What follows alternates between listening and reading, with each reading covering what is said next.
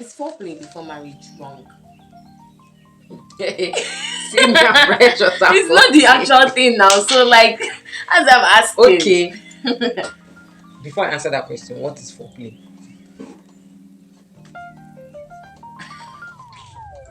Tracy. Oh yeah, let's go. Time is I'm going. shy. Say it now. Maybe you are the one that wants to do foreplay. Oh Jesus. yeah, now let's go there. Wait, let's not go there. I think Why is it like you don't see somebody know? that I sent to school. He's talking foreplay. Foreplay is it part of your curriculum?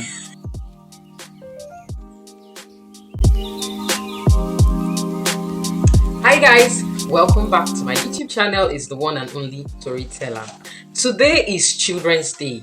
Happy Children's Day to all the children in the world, including me, because I'm a child to my parents. Happy Children's Day to you that is watching this video, because you are somebody's child, okay? I wish you love, I wish you happiness, I wish you all the good things of life. Thank you very much for clicking that link to watch my video. Today's episode is Children's Special, and I'm having my first guest on the channel today, and my guest is no other than my favorite daughter. Like say I get another one, my one and only daughter, Preshilala. I'll let her introduce herself. She's already blushing. I'll let her introduce herself. Yeah, so over to you. Hello everyone, my name is Udeh Precious, and I'm so glad to be here on the Just with Storyteller show. Okay, so today Precious is going to be asking me. I'm fond of calling her Precious. Her first name is Chiamaka. Don't mind me, we are Igbos. And so yes, her first name is Chiamaka, but because she's special, she's precious to me, I think I always like to call her Precious. Okay, so Precious has some questions for me regarding love, sex, and all those mushy mushy stuff. So are you ready? Yes, I am. So hit me. What is love? Love. Well, I've come to understand that love is a verb. Love is an action word that encompasses a whole lot of stuff.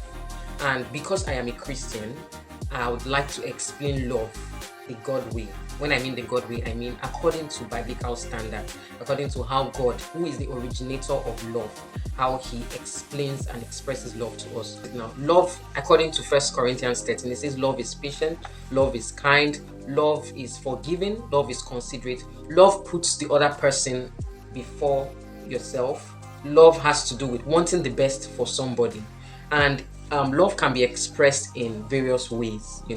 It's just that to feel that love is about feelings, love is about um, just emotions that need to be expressed just with physical touch and other things. But love is more than that. It's a way of projecting God, you know, to another person. So the way God expresses love to us, irrespective of what we have done, irrespective of who we are, irrespective of what we can give to Him, He offers us love. He shows us love by being kind to us, by being merciful to us, by putting our needs, our desires foremost before any other thing. So when you say you love somebody the right way, you have to be patient with the person, you have to care about that person, you have to be kind to that person, you have to want that person to be better, you have to, these are all of it. I'm talking too much, Abby, but yeah, I hope you understand what I mean by love. Yes, I get you now. How teenagers see love? Is it is it right? Okay, Firstly, let me tell you how teenagers. that's what I wanted to ask you. How do teenagers see love? We that did not do teenagehood. we flew from our mother's belly and we became adults and mothers. That's what We it didn't pass seems through like. teenagehood. Okay, tell me, how do teenagers see love? Okay. Teenagers see love as this guy. He's so nice. He's nice to me. He thinks I'm pretty. He has good character. He loves me. That's what, that's how we feel. That's how we feel. Yes. Okay. Well, I would say that that is not purely what love is. But although it is okay, because you cannot just see somebody and say, I love this person. There has to be something that attracts you to the person. So it's okay to see somebody who looks good, who is, well, is presentable, somebody who has sense, somebody who smells nice. Hello, that's very important, because you're not going to fall in love with somebody that has BU for your own good. So you see somebody who, you've spoken to the person looks responsible, sounds reasonable, you've engaged the person in conversations, and you see that, this person, I like this person. So most times it has to start from likeness. So when people say love at first sight, there's attraction, something attracted you first. So I can say attraction at first sight is okay, but you don't just see somebody and love the person. So if I see that girl and she's fine, or okay, you as me as a female, I see that guy, he's fine, he's good looking from a distance, and I'm attracted to him. It's okay, then I get close. Will I stay from that distance and say, I love him? Then by the time I now get close, uncle is now smelly.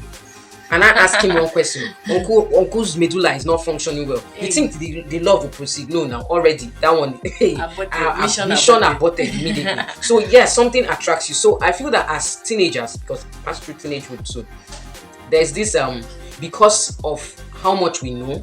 Because the truth is, teenagers, don't argue with me. You don't know so much as those of us that are adults. Because hey, we passed through that stage. Because I passed through that stage, all of these things you're saying, they are not new to me. Do you understand? So yes, that guy likes me, or I like this guy. I've passed through it. I've seen it before. Do you know how many guys I've liked? Hey, it's plenty. I've liked many guys. The number of guys that have liked me, uncountable million. So don't feel that teenage love that's the end of it. No. It's okay to be attracted to someone. You start from likeness and proceed from there. But to tell me that at this age there's somebody that you love, you can like the person, you can care about the person, okay? It's totally okay. But you may not, because you do not have a full understanding of what love entails. So you are not yet capable of giving the kind of love that will sustain that relationship in the near future. So I feel that teenage love is not bad, but they just need time. They just need time. That's why most times when you see two young people that are in love, just time will tell. Very soon we'll know. Situations, circumstances, a whole lot of things will happen that will test that feeling that you have, and we would know if it is truly love. If you're able to pass through those situations and still come out and say, yes, the same way I felt about this person is the same way I feel now, irrespective of all of this, and then you know if the love is genuine or not. Can I answer your question? Because I have one strict parent and one lenient parent.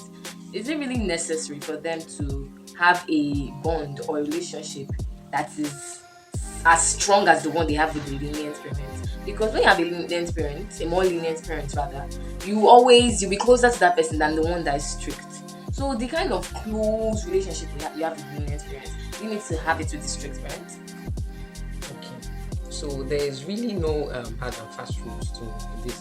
Okay. When it comes to parenting, the most important thing is for the couple to have one voice, irrespective of who is strict and who seems to be softer. It's usually a balance for one parent to be firm and for the other to be a bit lenient, if you understand what I mean. It's a perfect balance, because if the two of them are tough, then there'll be a challenge. And if the two of them are, so soft, there'll also be a challenge. So it's best that one is tough and one is calm. Okay. So, but the most important thing is for the couple to have one voice, to be united. It's just that they may now be interpreting their messages in different forms, because this person is strict and this person is calm or soft. You understand what I mean? Yes. But yes, that's one aspect. Then secondly, both parents must have a relationship with the child. The child must have a connection to the parents, whether you are strict or whether you are soft. So it's really not that there's no rule per se that it must be this, it must be that. Every family is unique. And so yes, so parents just need to understand their children and know what is best for their children and go for it.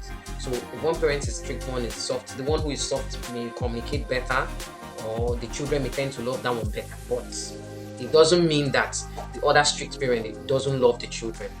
When you become an adult, you will understand this thing, because I come from a home to where one of my parents was firm and the other was soft, and then I was just feeling that, hey, this one didn't love me and all of that. But as I'm an adult now, I appreciate the firmness of that my parents. So when you get older, you understand it. But it is important for parents to have a relationship, a very, very strong relationship with their children, irrespective of being firm. It's not because you are firm, you will not be firm all through all the days of your life. There are times when that parent will, loosen up. There are times when you know that this person, she's in a good mood or he's in a good mood, and you can have conversations with him. So parents should make sure that they open that channel of communication constantly. Okay. Is foreplay before marriage wrong? See me pressure. It's not the actual thing now. So like, as I'm asking. Okay. Before I answer that question, what is foreplay?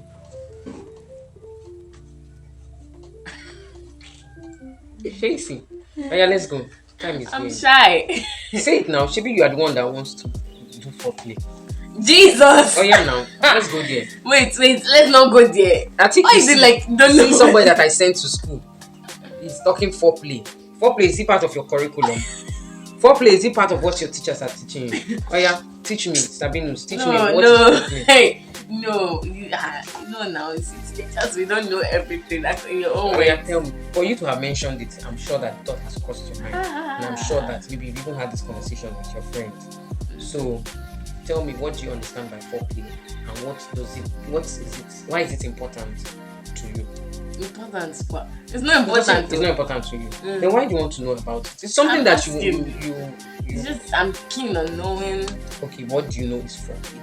Then I can respond to the question. Okay, I believe that foreplay is, well, what I saw in the dictionary is foreplay that involves that does not involve actual sexual intercourse.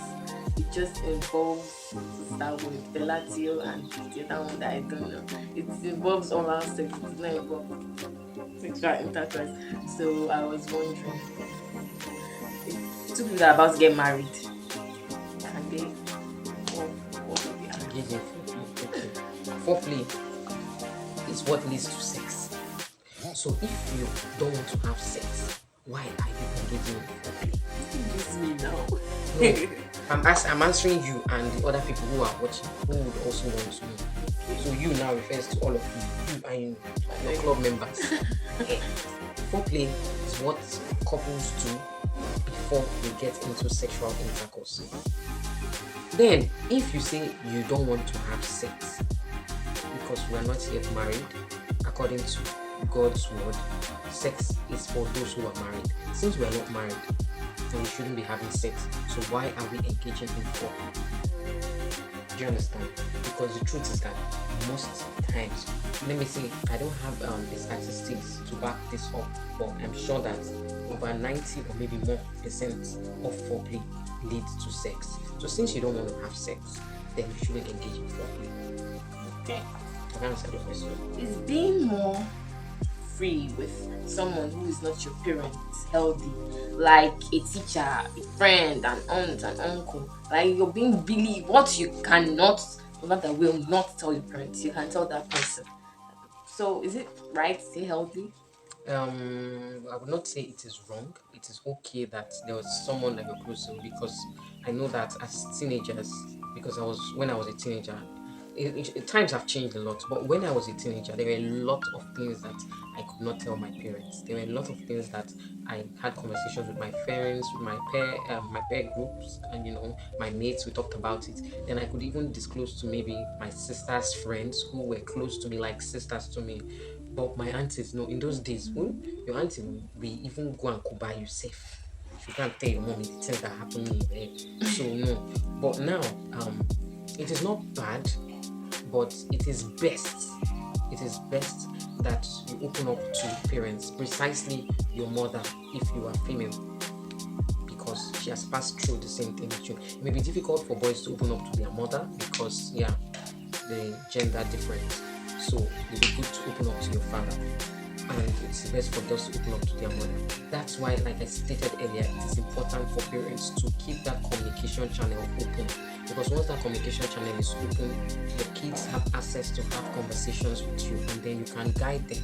Because the truth is that these children, they know a lot of things that you think they do not know. It's just that they may not know how to go about it. They may not have the right information about that thing, but they have an idea. So it is best that you have that conversation with them, let them know it from you, because you will tell them the right thing, you will give them, you are the right source of information. If you allow them to go and search for the answer on the internet, then you are taking a big risk, because they may find out more than what they should know, because all this information should come in stages. There are certain things that I know at my age that my daughter who is 14 should not know. There are certain things that my daughter who is 14 should know, and my son who is 8 should not know. So all these things, it just depends on the age of the child. Okay, so parents must open that communication channel so that it is easier for your children to access you, to have those conversations with you. And I'm not saying it is bad to have an auntie or an uncle that you confide in, but it is best that your best friend is your parent. Answer the question. Okay, so any other thing, we think we should call it 10 days, because this girl has drained me mentally. Okay, so I hope you absolutely enjoyed this video, and subsequently there will be a part 2. Okay, we'll be having more questions and answer sessions with my madam, because she is my madam. Okay, and before you leave, don't forget to give this video a thumbs up, and if you are not subscribed to my YouTube channel, you are not doing well. We are not doing well. That subscribe button there, that red button, is for you. Click the subscribe button, turn on the bell notification, so that whenever I have a new video, you'll be the first person to know. And don't forget to drop a comment. Let me know if you agree with the ideas that I shared, my suggestions, my contributions, my opinions. Let me know if you agree. If you have a contrary opinion, please drop it so that I too can learn. I do not have all the knowledge in this world. So until next time, until my next video, don't forget that the storyteller loves you, and I am rooting for you always. Parting words. Peace. Peace. Thank you for watching. Bye. Bye.